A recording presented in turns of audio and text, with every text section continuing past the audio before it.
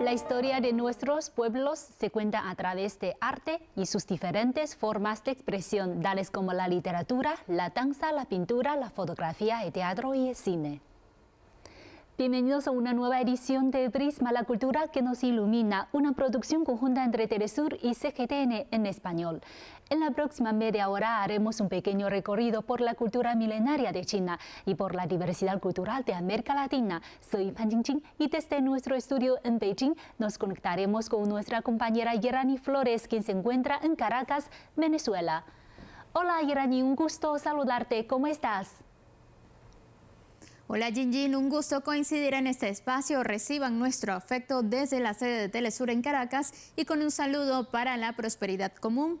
Damos la bienvenida a quienes nos ven y acompañan en este nuevo viaje de exploración por el quehacer cultural de China y América Latina. Muchas gracias, Yerani, por compartir con nosotros las creaciones y tradiciones de América Latina y el Caribe. La antigua tradición de soplado de vidrio en China ocupa un lugar destacado en el Museo Nacional de China. Una nueva exposición pone en valor el esplendor de Liu Li, el vidrio esmaltado en colores con piezas destacadas provenientes de Zibo, un histórico centro artesanal. Desde réplicas de la época imperial hasta obras contemporáneas, la muestra enlaza pasado y presente con un brillo cautivador. Yerani, cuéntanos qué iniciativas culturales veremos en esta edición. Gracias a ti, Jingjing. En esta nueva entrega, como siempre, les traemos información cultural de América Latina y el Caribe.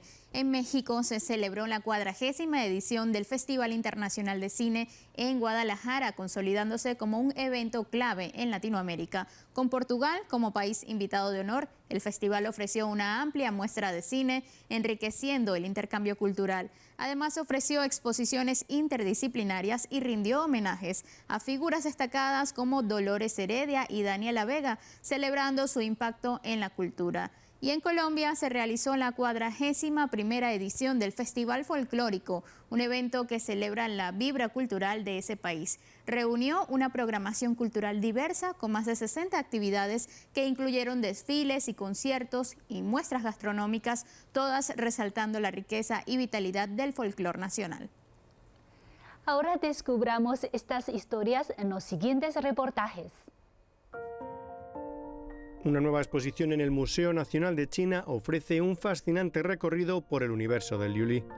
Los visitantes pueden apreciar una amplia gama de obras en vidrio caracterizadas por sus tonos vibrantes y formas intrincadas, muchas de ellas originarias de la ciudad de Chibo, un importante centro vidriero desde la dinastía Yuan.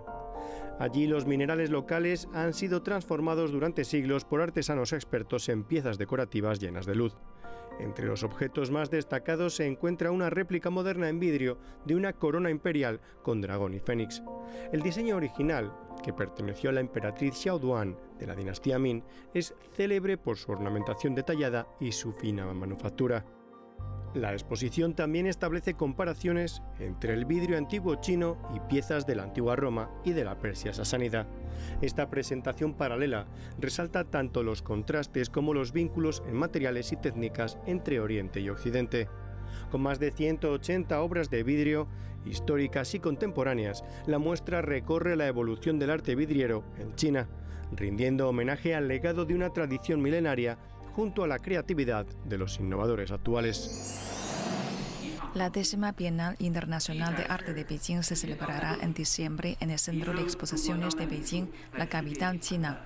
El comité organizador ha aceptado propuestas formuladas en los últimos 3 años por artistas de todo el mundo, incluyendo pinturas, esculturas, instalaciones técnicas mixtas y arte digital.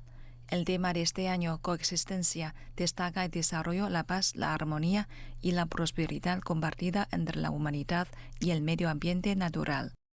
Desde su creación en 2002, más de 5.000 artistas han participado, abordando cerca de 6.000 obras de arte y atrayendo a millones de visitantes. Tras más de 2 décadas, se ha convertido en una mayor plataforma internacional de China para intercambio artístico y las exposiciones.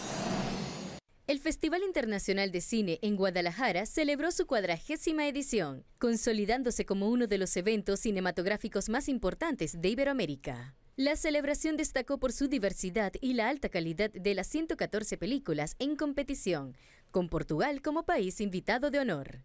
Además, fue un espacio de aprendizaje y homenaje con reconocimientos a la actriz Dolores Heredia y la participación de directores como Juan Antonio Bayona. La edición de 2025 de este evento reafirmó el papel vital en impulsar la industria cinematográfica. La 51ª edición del Festival Folclórico Colombiano transformó la ciudad de Ibagué en un escenario vibrante de música, danza y tradición, con China como invitado de honor. Con más de 60 eventos, el festival fue una inmersión profunda en la riqueza cultural de Colombia. La jornada también celebró la gastronomía y las costumbres locales con días temáticos, incluyendo el Día del Aguardiente Taparroja, el Día del Tamal Tolimense y el Día de la Lechona Tolimense. Además, más de 1.500 artistas, entre locales, nacionales e internacionales, se dieron cita en encuentros de danza, festivales de orquestas y el Reinado Nacional del Folclor.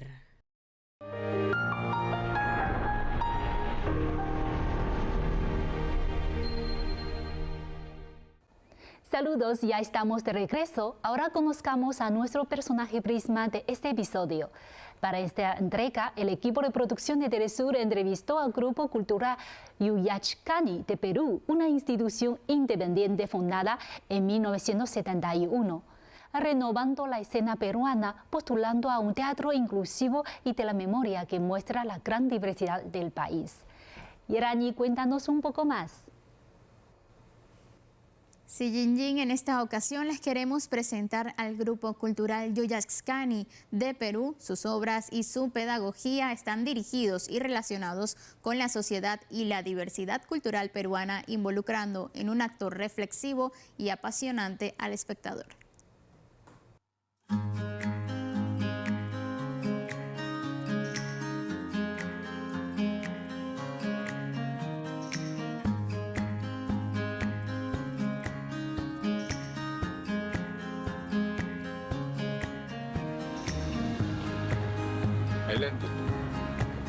Yo creo que hay 3 características del momento en que nace Yuyachkani. Yo lo primero que quisiera decir es que Yuyachkani es parte de un movimiento, ¿no?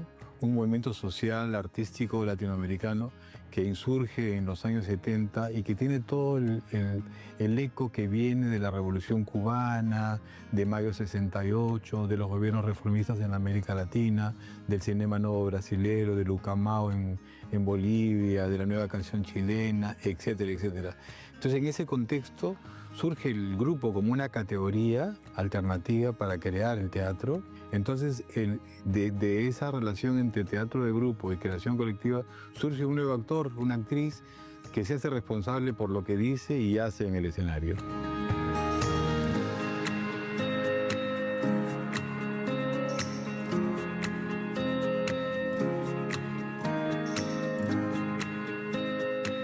Hemos hecho un teatro que le llamamos haber hecho testigo de nuestro tiempo, ¿no? Y ese actor testigo de su tiempo, pues, se ha encontrado con la necesidad de hacer memoria, o sea, la memoria como una reivindicación justamente para documentar, para hablar de los procesos, de los cambios, de las luchas, de las aspiraciones. Yo creo que Los Músicos Ambulantes efectivamente es la obra más sencilla, menos ambiciosa, menos compleja, pero al mismo tiempo la que más nos ha enseñado del actor, del oficio y del Perú también.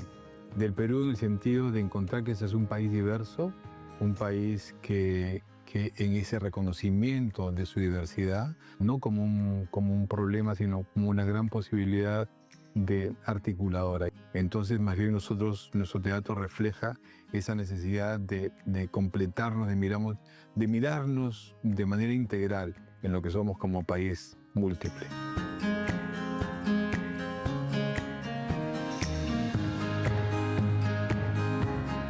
Fue un periodo muy difícil, efectivamente, porque nosotros durante muchos años hemos estado representando al otro, a la otra, ¿no es cierto?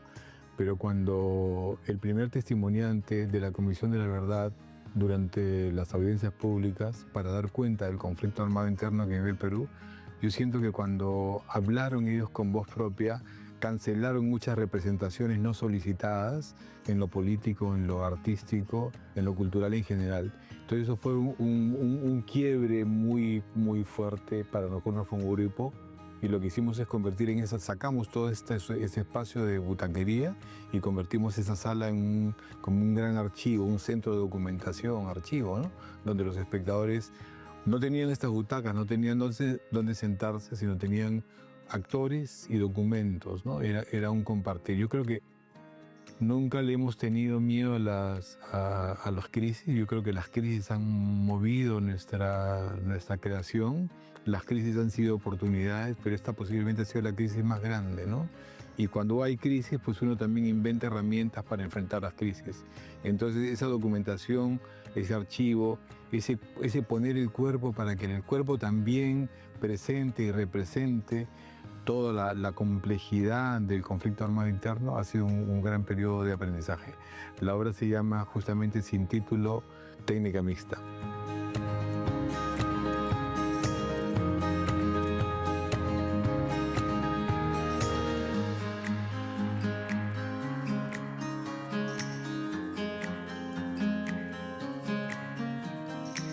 Yo no diría que hay un método propiamente dicho, ¿no? Porque, digamos, el teatro hegemónico sí habla de método, ¿no? Habla de estructurar ya, digamos, de manera anticipada el resultado, ¿no?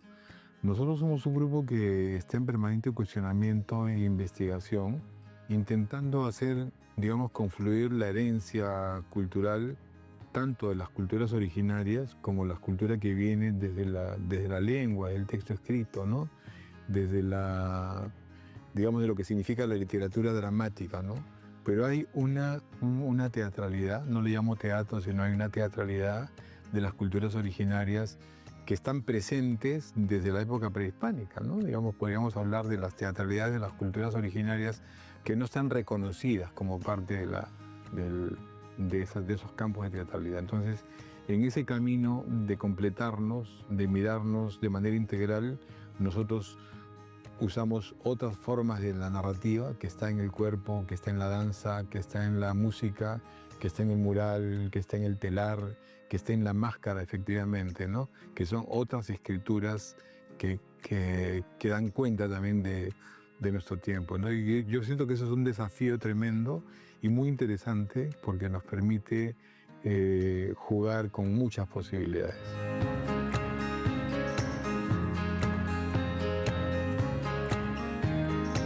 Cuando pensamos en teatralidad, pensamos en formas de simbolización, en formas de representación. Hay una teatralidad social, ¿no?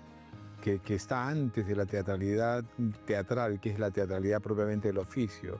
Entonces, la teatralidad social está presente en todo, o sea, en la calle, en la vida, en la manera como nos vestimos, en la manera como comunicamos. Finalmente, teatralidad es orientar la mirada del otro, ¿no? O sea, poner un foco, y es la calidad que la mirada pone a lo que observa, ¿no?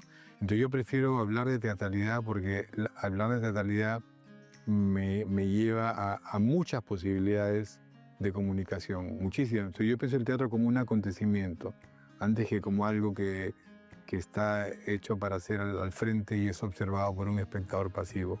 Por eso estas galerías están acá de casualidad ahora, porque generalmente nuestras obras suceden con los espectadores transitando y habitando el mismo espacio.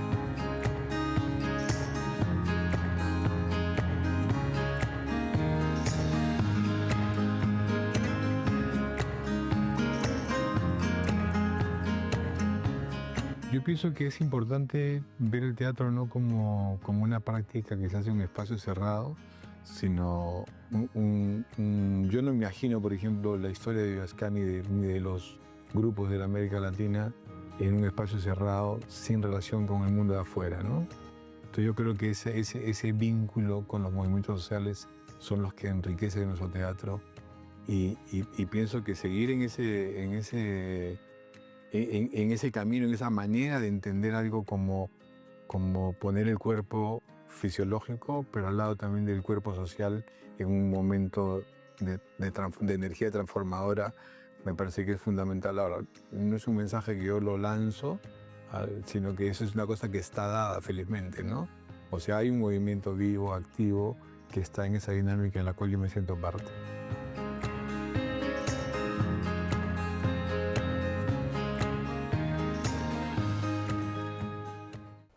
Gracias, Yerani. Nos complace conocer el trabajo de este destacado grupo cultural que ha forjado una sólida identidad y a lo largo de su trayectoria ha sabido integrarse a paso de tiempo combinando tradición y modernidad.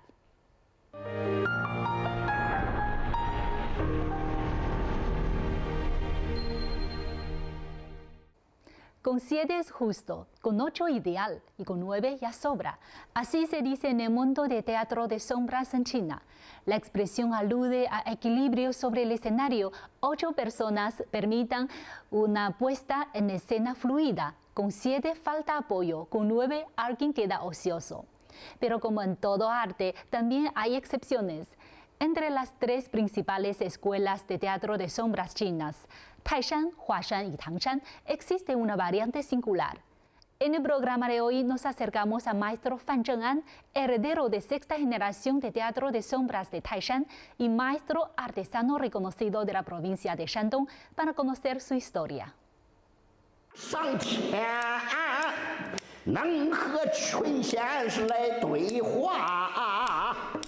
El anciano en escena es Fan Zheng'an, tiene 80 años y actúa solo, con letras divertidas, hábiles técnicas de manipulación de las sombras y una ejecución impecable. Se gana continuamente los aplausos y vítores del público. El ambiente en la sala no puede ser más animado.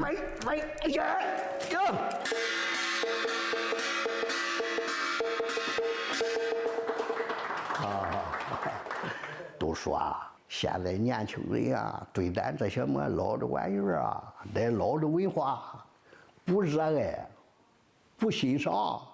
目前也确实有这个现象，但是说真的，我还真有点不大服气了。我不这样认为，我知道我在剧场里演，我哪一场演出，年轻人都给我热烈的掌声。 El Teatro de Sombras de Taishan, declarado Patrimonio Cultural Inmaterial a nivel nacional, es una antigua forma de arte popular con más de 600 años de historia. Se caracteriza por poder representarse en solitario con la técnica única del Shi Wu Xian, los 10 nunca ociosos. El nombre hace referencia a la necesidad de manejar 10 elementos al mismo tiempo durante la función. Bajo los pies, 6 pedales conectados con cuerdas, acons, tambores, platillos, campanas, claves, erhu y otros instrumentos le permiten convertirse en una orquesta de una persona. 我们非遗不是有句口号吗？叫见人见物见生活。你比如说，我们有一些老的传统东西，年轻人他见都没见过。 感性的没有，理性的没有，你怎么叫他说是热爱不热爱呀？是吧？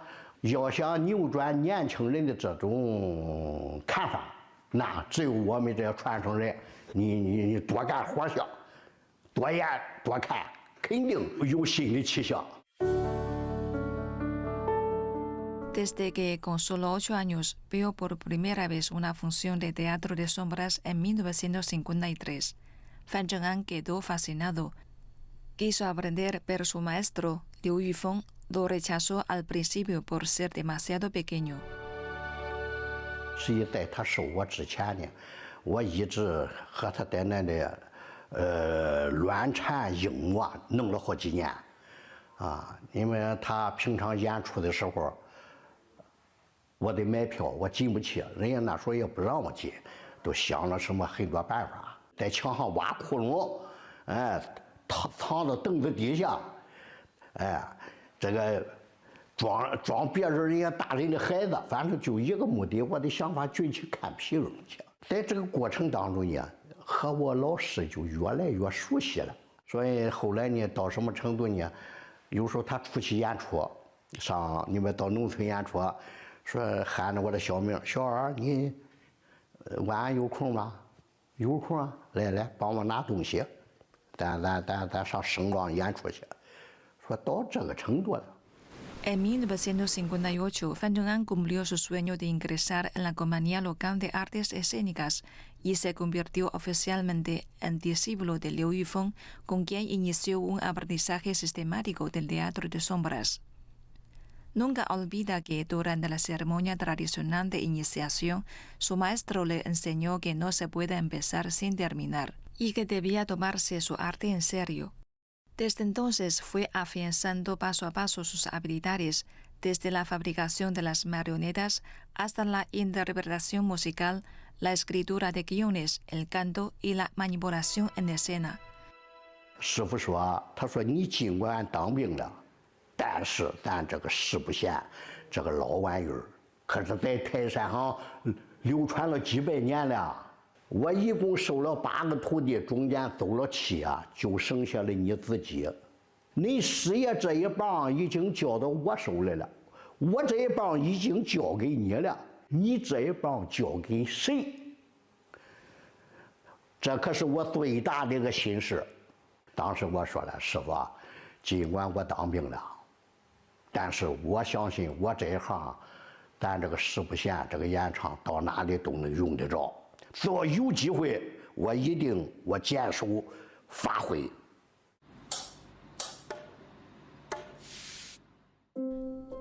Transmitir la técnica de Shibu Xian no era solo una promesa solemne hecha a su maestro, era una misión, la de dar nueva vida al teatro de sombras de Taishan. Fan Zhong'an utilizó los conocimientos mecánicos que aprendió en el ejército para mejorar los instrumentos y accesorios.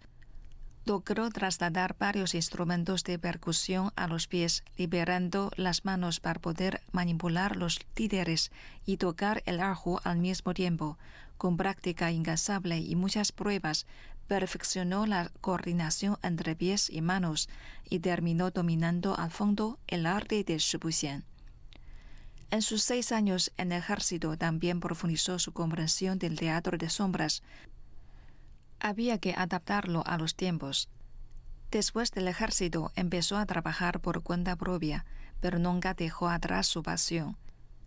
Además de conservar los repertorios tradicionales, comenzó a recopilar historias cotidianas e inspirarse en la actualidad y el espíritu de la época. 第一，我们的电视，实际我再忙，每天晚上这个中央新闻我是要看的，啊。 我认为这个非常重要，啊。第二个，没事我得上各个庄的，啊，去跑，去和我们父老乡亲们拉呱，几个老乡们坐在那个树底下，喝这个茶，收这个烟，拉各自家庭的变化。俺家里原来是娘那的小屋。 你要是7、8口人住一间屋里，你看我现在住的，我这坐在旁边听，一听我说，哎呦，这不就是这个咱们国家一个翻天覆地的变化吗？他们的谈话的内容就是我的素材。 Fan Zhong'an tomó las habilidades de su maestro y promovió el teatro de sombras de Taishan, pero cómo transmitir este arte se convirtió en su mayor preocupación. Cuando vio que el relevo generacional se complicaba, movilizó a todos sus familiares y amigos para que aprendieran el arte.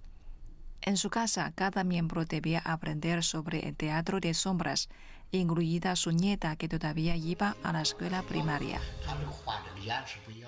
要是阴课你就不用了，阴课呢，你们咱先按照个阳课来。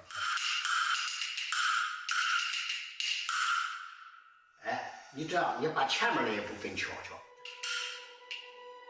确实有一段时间啊，人家就把你看成一个茶余饭后，教人年们哈哈一笑这个玩意儿。再加上后来不景气，你挣不着钱，的的确确那段时间是没人学着。 那如果说外人不来学，我自己的孩子再不教，看这个老玩意儿，他不就没了吗？ Afortunadamente, con el creciente apoyo y protección del patrimonio cultural y material por parte del gobierno, el teatro de sombras de Taishan ha empezado a atraer a cada vez más jóvenes. Gracias al esfuerzo conjunto de Fan Cheng'an y su familia, en 2010 se fundó el Instituto de Investigación de Arte de Teatro de Sombras de Taishan. Desde entonces han formado a 11 discípulos y más de 130 estudiantes. 第一个最主要的就是多教2个徒弟，这叫我的这个泰山评后继有人。这个事儿很简单，我必须得全力以赴的继续教。第二个就是在我们现代社会当中，你努力的去干，去影响我们的年轻人，叫他们对我们的传统文化有一个新的感受、新的认知。实际归纳起来还是一个事儿，后继有人。En 2008, el Teatro de Sombras de Taishan fue incluido en la lista representativa de Patrimonio Cultural y Material Nacional, lo que atrajo una atención creciente hacia esta forma de arte. En septiembre de 2015, Fan Cheng'an fue invitado a representar en el extranjero la obra clásica Taishan Shigantang, un relato mitológico en el que el héroe Shigantang libra una batalla contra un lobo demoníaco en el monte Taishan para proteger al pueblo. Con el deseo de que el público extranjero comprendiera mejor la esencia del Teatro de Sombras de Taishan, Fan Cheng'an tomó una decisión valiente: interpretar la obra en inglés. Tenía ya 70 años y nunca había estudiado ese idioma, así que asumir este reto supuso para él un desafío enorme. 当时我多了一个想法，人家外国人上咱中国来，能用我们的汉语，用我们的中文，按汉语来演唱，得到我们中国人民的欢迎和鼓励。那我上外国人为什么不能用呢？我就萌发了一个想法，我用英语演这一段。泰山上来了10杆当，为民除害上山岗。上山去把妖魔逮，我为百姓保安康。当然，我说的不标准，但是我敢说啊，咱人家中国这个泰安式的英语啊，如果换成这怎么说呢？就10杆当，钢头忙弹，打这个鼓的找不放琵琶。开出门人死他上网台，扎死他头扑雷，他可他阿玩琵琶。我那次上了那个联合国教科文总部去演去，我知道这个事儿，我把我的舞台都封住，我不叫他们看后台。等了演完了，主持人说他里边只有1个人在演。那人家那些外国朋友，那不，人家不承认这个事儿。那我说不承认不行，我不都撤了？撤了，他们一看里边就是1个人，给予高度评价。Fan Cheng'an cuenta con entusiasmo que planea recorrer China en coche junto a su esposa para llevar el Teatro de Sombras de Taishan a distintos rincones del país. Su objetivo es que más personas puedan acercarse a esta expresión de arte tradicional y conocer la técnica. También espera atraer a nuevos aprendices y continuar transmitiendo este legado que ha recibido de generaciones anteriores. Después de ver este reportaje, ¿qué opinas? Así es, Jingjing, la historia de Fan Cheng'an, guardián del Teatro de Sombras de Taishan y maestro de la técnica única Shibuxian, es un testimonio conmovedor de pasión, resiliencia y devoción por preservar el patrimonio cultural. Me impresiona y le respeto mucho. Muchas gracias, Yerani, por tus comentarios sobre el heredero de arte de Teatro de Sombras de China, Fan Cheng'an. Con esto llegamos al final de esta edición de Prisma, un espacio donde compartimos historias y buscamos reflejar la vasta diversidad cultural de 2 continentes. Yerani. Gracias a ti, Jingjing, y a todo tu equipo en Beijing por tender una vez más el puente cultural que habla de lo mejor de nuestras tierras y su gente. Desde los estudios de Telesur en Caracas, Venezuela, llegue nuestro abrazo a ustedes. Gracias por compartir una entrega más de Prisma, la cultura que nos ilumina. Hasta pronto. Se despide Fan Jingjing desde Beijing. Los invitamos a seguir las cuentas oficiales de CGTN en español y Telesur en las principales redes sociales. Hasta la próxima.